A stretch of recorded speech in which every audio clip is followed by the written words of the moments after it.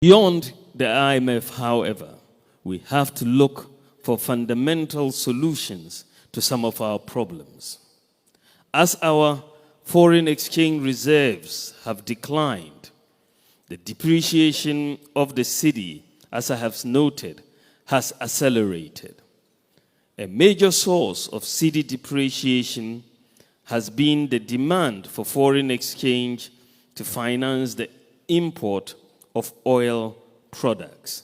In fact, our import of oil products is around $3 billion annually.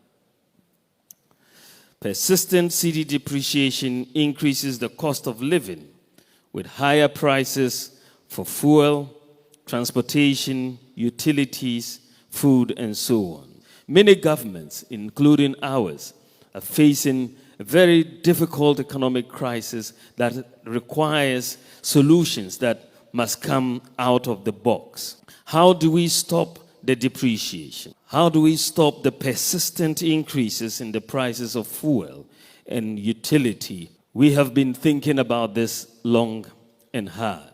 When you think about it, ladies and gentlemen, the challenge that we face is a limited access to foreign exchange, as our foreign exchange reserves have depleted and the demand has not fallen, but the demand has been relatively steady for that lower foreign exchange reserves. And so the demand exceeds the supply, and then you have depreciation.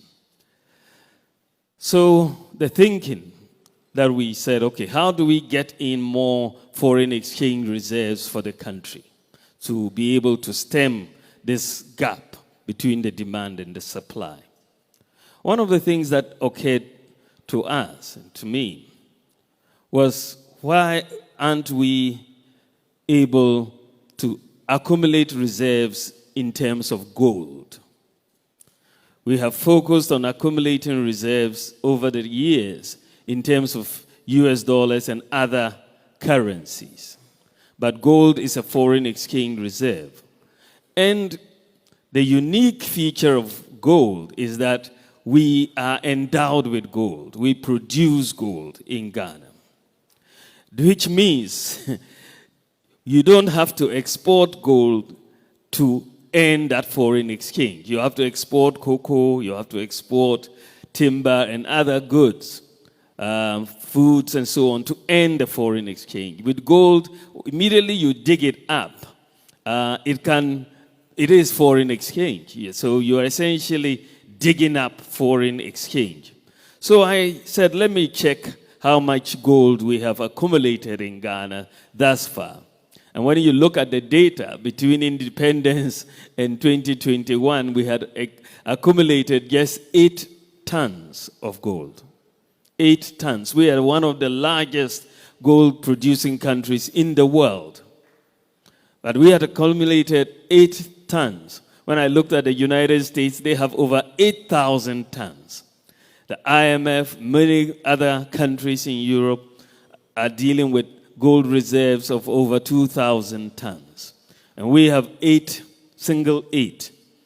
tons of gold. We proceeded to say, the Bank of Ghana, we suggested to the central bank to begin a gold purchase program, systematically to build up our reserves in gold.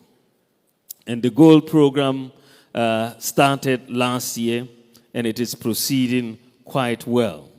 But to address this fundamental challenge that we all face of the persistent depreciation and its impact on fuel, in utility prices, food, and so on, government has opted to implement a policy of using our gold to buy oil products.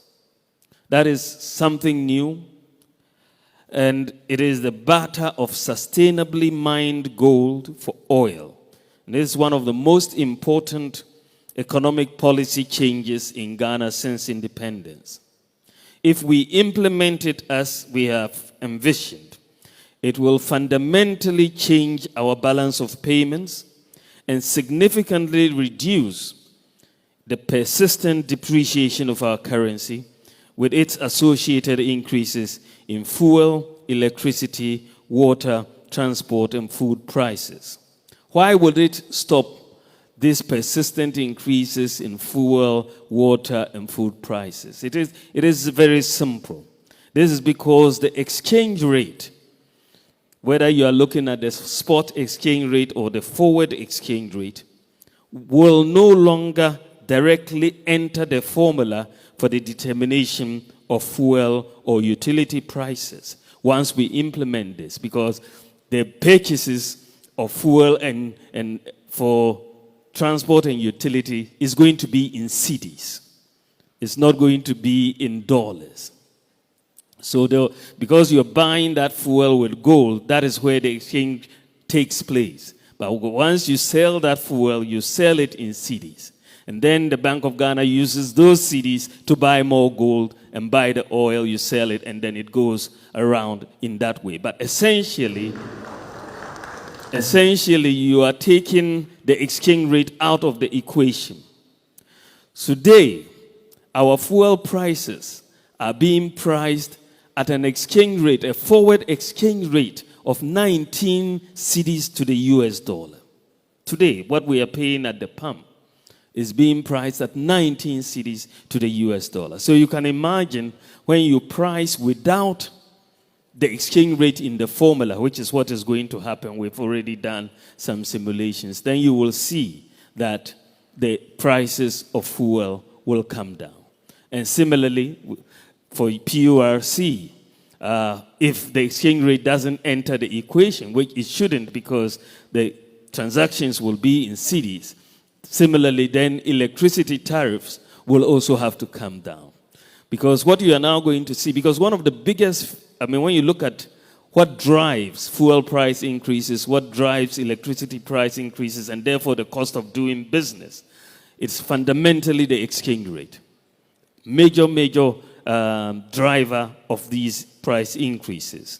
So if you are able to have a handle on the exchange rate movement, you are able to lower the depreciation of the currency at the same time as you lower this. And you are going to lower the depreciation of the currency because instead of the oil importers, especially the BDCs, going to the Bank of Ghana's window every few weeks to ask for foreign exchange to import oil, that one goes away. So we are saving $3 billion annually from the lack of demand from the Bank of Ghana for the foreign exchange.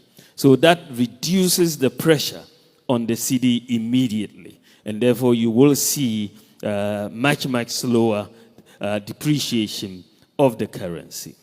Unfortunately, ladies and gentlemen, since we announced this, I put this out on my Facebook, there's been a lot of discussion with the BBC, Reuters, Bloomberg, and some misinterpretation. This has been misinterpreted as Ghana being against the use of US dollars in international transactions. This really is not the case. We are not on any mission against the use of US dollars in international transactions. Far from it. In fact, we want to accumulate more US dollars in our reserves. But we have a specific issue to deal with oil imports and the nexus between those oil imports and the prices of fuel and transport and food and utilities. And that is essentially what we are targeting, to exchange our gold for the oil, take that path, and therefore insulate the domestic economy, domestic industry from the persistent depreciation that we see in the currency that affects the cost of doing business and the cost of living. So that is